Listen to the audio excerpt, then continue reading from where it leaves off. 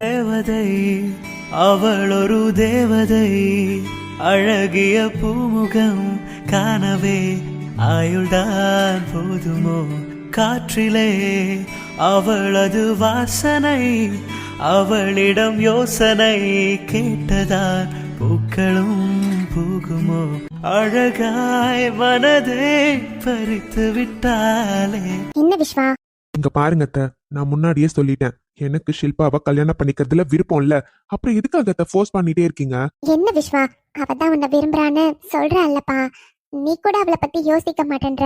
யாரோ ஒரு பொண்ணு கல்யாணம் பண்ணிக்கிறதுக்கு நீ ஷில்பாவே கல்யாணம் பண்ணிக்கலாம்ல. இதுல என்ன தப்பு இருக்கு? அத்தை, எனக்கு விருப்பம் இல்ல.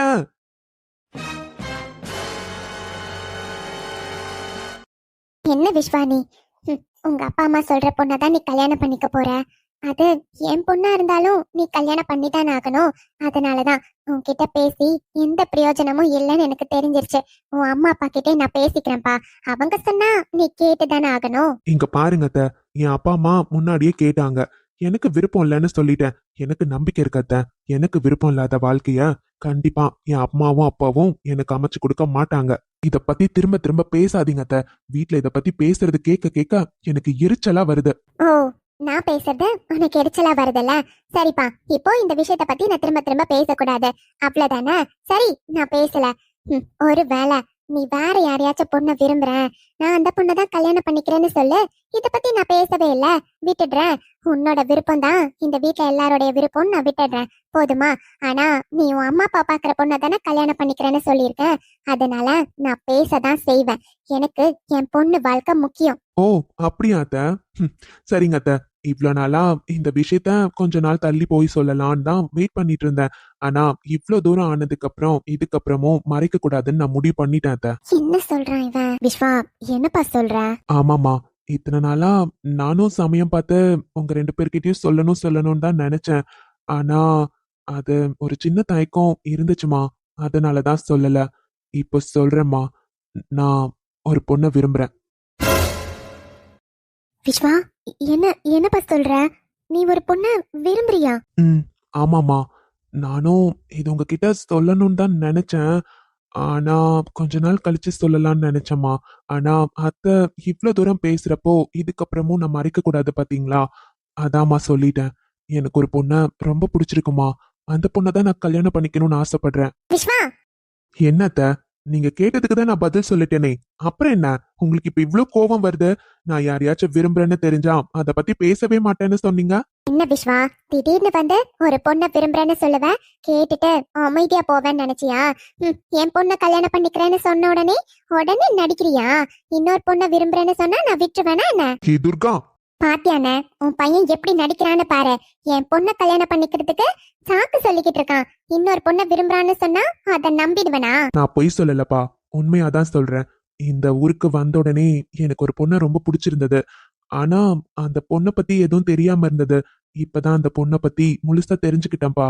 அப்படி இருக்கப்போ எனக்கு அந்த பொண்ணையே கல்யாணம் பண்ணி வச்சிருங்கப்பா. விஸ்வா, சரிதான்ப்பா. அந்த பொண்ணு யாருப்பா? அப்பா, அது நான் கொஞ்ச நாள் கழிச்சு சொல்றேனே. உங்களுக்கு சம்மதமா இல்லையான்னு மட்டும் சொல்லுங்கப்பா. அந்த பொண்ணு யாருன்னு கண்டிப்பா நான் சொல்றேன்ப்பா. என்னண்ணே, உன் பையன் கேட்ட உடனே சரின்னு சொல்லிடுவியா என்ன? அவன் நடிக்கிறான். இங்க பாரு துர்கா, நானும் பொறுமையா பேசிட்டு இருக்கப்பவே அமைதியாகிரு. என் பையனுக்கு நடிக்கணும்னு எந்த அவசியமும் கிடையாது. இதுவரையும் அவன் எங்க கிட்ட போய் சொன்னதே கிடையாது.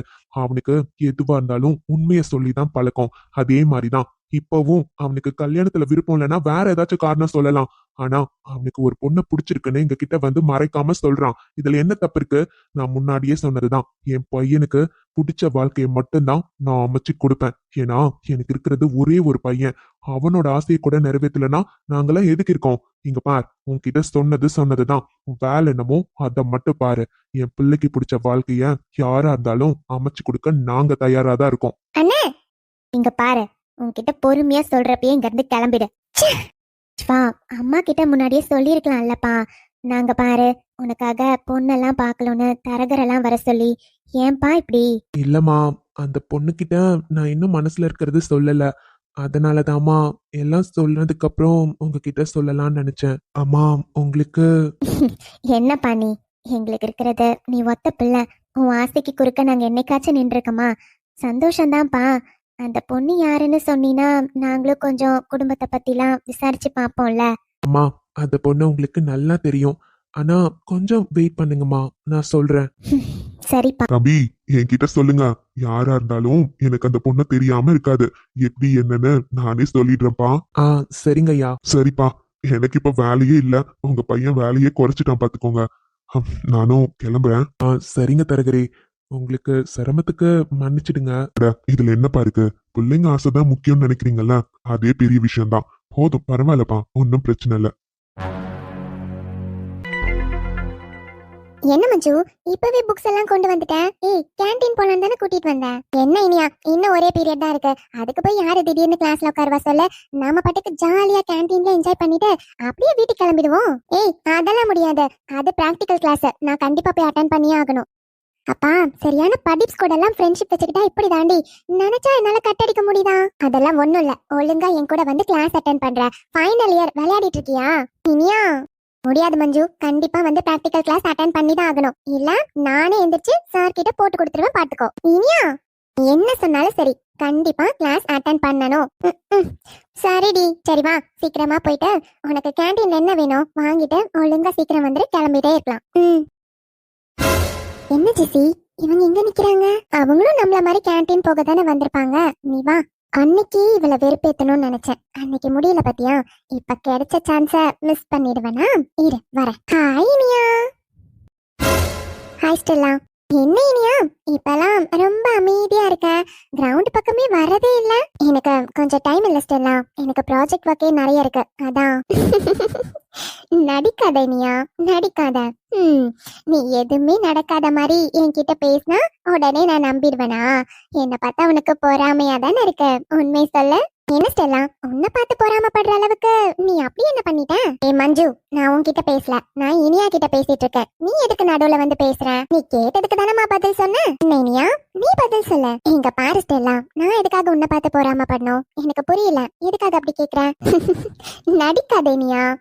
உன் கூட தானே இத்தனை வருஷமா படிச்சிட்டு இருக்கேன். உன்னை பத்தி எனக்கு தெரியாது. நம்ம ஸ்கூல்ல எப்போ பேஸ்கெட் பால் டோர்னமெண்ட்லாம் ஸ்டார்ட் பண்ணாங்களோ அப்ப இருந்து நீ தான் கேப்டனா இருந்திருக்க. எப்பயுமே அந்த கோச் எல்லாருமே உனக்கு தான் ஃபர்ஸ்ட் ப்ரிஃபரன்ஸ் தருவாங்க. எல்லாரும் உன்னை தானே எப்பயுமே பெருமையா இனியாவால தான் இந்த நம்ம ஸ்கூலுக்கு இந்த மெடல் கிடைச்சதுன்னு எவ்வளோ பெருமையா பேசியிருக்காங்க. ஆனா இப்ப பாத்தியா, இது காலேஜ். காலேஜ்ல வந்து உன்னால பார்ட்டிசிபேட் கூட பண்ண முடியல. இப்ப தெரிஞ்சுக்கோ, உன்னாலேயே எல்லா டைமும் ஜெயிச்சிட்டு இருக்க முடியாது, என்னாலையும் முடியும்னு. இப்ப பாரு, இந்த காலேஜுக்கான கேப்டனே நான் தான். என்னாலதான் இந்த காலேஜுக்கு ட்ராஃபியே கிடைக்க போகுது. இனியா, பேசே மாறிடுச்சு.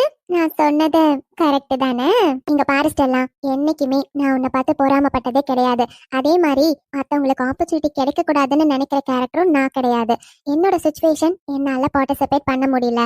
நீ பார்ட்டிசிபேட் பண்றனா அதுல எனக்கு ரொம்ப சந்தோஷம் தான். நீ கேப்டனா இருக்க, ஆல் தி பெஸ்ட். நம்ம காலேஜ்க்கு ஒரு கப் உன்னால கிடைக்குதுன்னா அது ரொம்ப சந்தோஷம் எனக்கு. ஏய் ஏய் ஏய், போதும் போதும் போதும், ரொம்ப நல்லவ மாதிரி நடிக்காத. உன்னால உங்க அப்பாவை எதிர்த்து பேச முடியல, அதனால தானே உன்னால பார்ட்டிசிபேட் பண்ண முடியல. ஆனா நீ பார்ட்டிசிபேட் பண்ணிருக்கணும் இனியா. உன்னை விட பெஸ்ட்னு நான் கண்டிப்பா ப்ரூவ் பண்ணிருப்பேன். அந்த சான்ஸ் தான் மிஸ் ஆயிடுச்சு. எவ்வளவு திமிரா இருப்பேன்னு எனக்கு தெரியும். இப்ப பாரு, எனக்கு ஒரே வருத்தம் தான், உன் கூட போட்டி போட்டு என்னால ஜெயிக்க முடியலன்னு. பரவாயில்ல, இருந்தாலும் இந்த ஹோல் காலேஜுக்கும் என்னால மட்டும்தான் பெருமை சேரப்போகுது. ஸ்டெல்லா, ஏன் இப்படி பேசிட்டு இருக்க? இப்ப உனக்கு என்ன பிரச்சனை? சின்ன வயசுல இருந்து இனியா கூட படிக்கிறேன்னு சொல்ற, அவளை பத்தி உன்னால இப்ப கூட புரிஞ்சுக்கவே முடியல. நான்லாம் அவ கூட 11th இருந்து தான் ஃப்ரெண்டு. அவளோட சிச்சுவேஷன் என்ன, அவ எந்த மாதிரி கேரக்டர்னு எனக்கு நல்லா தெரியும். ஆனா நீ அப்போ இருந்து இப்ப வரையும் ஏன் இப்படியே நடந்துக்கிற? ஒரு மாதிரி ஃப்ரெண்ட்ஷிப்பா பழகணும், பேசணும்னு உனக்கு எப்பயுமே தோணாதா? அவளை ஒரு ஆப்போசிட் பர்சனாவே நடந்துக்கிற. ஏய், இங்க பாரு, அவ உன்கிட்ட எல்லாம் நடிச்சிட்டு இருக்கான். அவ உண்மையான கேரக்டர் என்னன்னு உனக்கு தெரியாது. எப்பயுமே அவ மட்டும்தான் பெஸ்டா இருக்கணும், அவளை தவிர வேற யாருக்குமே ஆப்பர்ச்சுனிட்டி போயிடக்கூடாது. என்னைக்குமே அவ மட்டும்தான் டாப்ல இருக்குன்னு நினைக்கிற பஸ்டான கேரக்டர். எப்படி நீ இப்படி எல்லாம் பேசுற? உனக்கு இனி அவ பத்தி புரிஞ்சுக்கவே முடியலல. என்னைக்குமே அவ மட்டும் உயர்ந்து போகணும்னு நினைச்சதே கிடையாது. எல்லாருமே அவ கூட இருக்கவங்க எல்லாருமே டாப்ல வரணும்னு தான் நினைப்பா. அவளை போய் நீ இப்படி யோசிக்கிற. இப்ப என்ன உனக்கு கோவம்? நீ பாஸ்கெட் பால் விளையாடுறப்ப ஒரு டைம் கூட உன்னை கேப்டனா போடலனா? ஆனா இனியா எத்தனை முறை அவரோட கோச் கிட்ட கேட்டிருக்கான்னு தெரியுமா? எல்லா டைமும் நானே இருக்கேன் சார், இந்த டைம் வேற யாரையாச்சும் போடுங்கன்னு எத்தனை முறை கேட்டிருக்கா. ஆனா உங்க யாருக்குமே அந்த அளவுக்கு கேப்பபிலிட்டி இல்ல. அதனாலதான் இனியாவையே கோச் போட்டாரு. சும்மா எதுக்கு எடுத்தாலும் அவளையே சொல்லிட்டு இருக்கேன். ஏய் போதும் போதும் நிறுத்து. ஸ்கூல்ல வேணா அவ டாப்பா இருந்திருக்கலாம். இப்ப காலேஜ்ல பத்தியா நான் தான் கேப்டன். இந்த காலேஜ்க்கு நான் யாருன்னு ப்ரூவ் பண்ணிட்டு அப்புறமா உன்கிட்ட பேசுறேன். உன்னெல்லாம் திருத்தவே முடியாது. நானு கப்போட இந்த காலேஜ்க்கு வரப்ப எல்லார் முன்னாடியும் என்ன பிரைஸ் பண்ணி பேசுவாங்க இனியா. அப்ப தெரிஞ்சுப்ப என்னோட வேல்யூ என்னன்னு. ஆல் த பெஸ்ட் எல்லாம். ஏய் ஸ்டாப் இட். நீ விஷ் பண்ணி தான் நான் ஜெயிக்கணும்னு ஒண்ணுமே இல்ல. என்னால முடியும். வா ஜெசி போலாம். ஏய் என்னடி ஆச்சு உனக்கு? அவ அப்படி பேசிட்டே இருக்கா, எதுவுமே ரியாக்ட் பண்ணாம அமைதியா நின்னுட்டு இருக்க. என்ன பேச சொல்ற மஞ்சு? நாம சொன்னா மட்டும் அவ புரிஞ்சுப்பாளா என்ன? ஸ்கூல்ல இருந்து அவகிட்ட எத்தனையோ முறை நான் பேசி புரிய வைக்க ட்ரை பண்ணிட்டேன். அவ அப்பவே புரிஞ்சுக்கல. காலேஜ் வந்தும் அப்படியே இருக்கா. ஸ்கூல்ல எல்லாம் ஒன்னா படிச்சோம். ஆனா இங்க பத்தியா யாரோ மாதிரிதான் பேசி பழகுற மாதிரி இருக்கு. எனக்கு எல்லாருமே ஃப்ரெண்ட்ஸ் வேணும் தாண்டி நான் நினைக்கிறேன். ஆனா அவங்களுக்கு விருப்பம் இல்லைன்னா நம்ம ஃபோர்ஸ் பண்ண முடியாதுல்ல. விடு. இங்க பாரு இனியா, இது கொஞ்சம் கூட சரியில்லை. அவ உன்னை எவ்வளவு டாமினேட் பண்ணி பேசுறான்னு பாத்தியா? நீ உங்க அப்பா கிட்ட பேசுடி. இங்க பாரு, இதுதான் ஃபைனலா நடக்கிற டோர்னமெண்ட். இதுல நீ பார்ட்டிசிபேட் பண்ணா எவ்வளவு நல்லா இருக்கும் தெரியுமா? ஏன் இனியா இப்படி பண்ற? இப்ப கூட இந்த கேப்டன்ஷிப் அவளுக்கு கிடைச்சதுக்கு நீ தான் காரணம். ஆனா அது அவளுக்கு தெரியாதுல்ல. சும்மா இரு மஞ்சு, அதெல்லாம் ஒண்ணு வேண்டாம். அவளுக்கு தெரியவும் வேண்டாம். விடு. இப்ப பாரு இனியா, என்னாலலாம் உன்ன மாதிரி பொறுமையெல்லாம் இருக்க முடியாது. அவளுக்காக நீ எல்லாம் பார்த்து பார்த்து பண்ணிட்டு அவ உன்னையே எவ்வளவு குறை சொல்லிட்டு போறா. அது உனக்கு பெருசா தெரியாதுல்ல. விடுடி, அவ அப்படிதான் நமக்கு தெரியும்ல. எல்லாம் உன்ன சொல்லணும். நீ எதுக்கு போய் முதல்ல கோச் கிட்ட பேசின? உன்னதானே பார்ட்டிசிபேட் பண்ண சொன்னாரு. முடியாதுன்னா வாயை மூடிட்டு வந்திருக்கணும். இதெல்லாம் அவளுக்கு ரெக்கமெண்ட் வேற பண்ணிட்டு வந்திருக்க. உன்னை தாண்டி அடிக்கணும். மஞ்சு ரிலாக்ஸ். இப்ப எதுக்கு இவ்வளவு டென்ஷன் ஆகுற?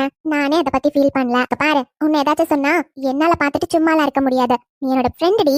உன்னை எப்படி அவ தப்பு சொல்லலாம்? அவளுக்காக நீ என்னென்ன பண்ணிருக்கன்னு அவளுக்கு தெரியாம தானே பேசுறான். அதான் நீயே சொல்றல, அவளுக்கு தெரியாம தானே பேசுறான். விடு. வேண்டாண்டி. அவ ஸ்கூல்ல இருந்தே ரொம்ப ஃபீல் பண்ணிருக்கா. அதனாலதான் காலேஜ்ல அன்னைக்கு கோச் கேக்குறப்ப அவ பேர் ரெக்கமெண்ட் பண்ண. ஆனா அவளோட திறமையால தானே கிடைச்சிருக்கு. விடு. இந்த மாதிரிலாம் என்னால இருக்க முடியல. இன்னொரு டைம் ஏதாச்சும் பிரச்சனை பண்ணட்டும், அப்புறம் பாத்துக்கிறேன் அவள. நானே வந்து உங்க அப்பா கிட்ட பேசுறேன். மஞ்சு வேண்டான்னு சொல்றேன்ல. விடு. நம்ம இப்ப கேன்டீன்லாம் போக முடியாது, டைம் ஆச்சு. பிராக்டிக்கல் கிளாஸ்னு சொன்னல, வா கிளாஸ்க்கு போலாம். இப்படியே இரு. கூல்டி வா. வா போலாம். மூஞ்ச கொஞ்சம் மாத்தலாமே, இப்படி பார்க்க சகிக்கல. என் மூஞ்சி அப்படிதான். போ அஞ்சு போடி.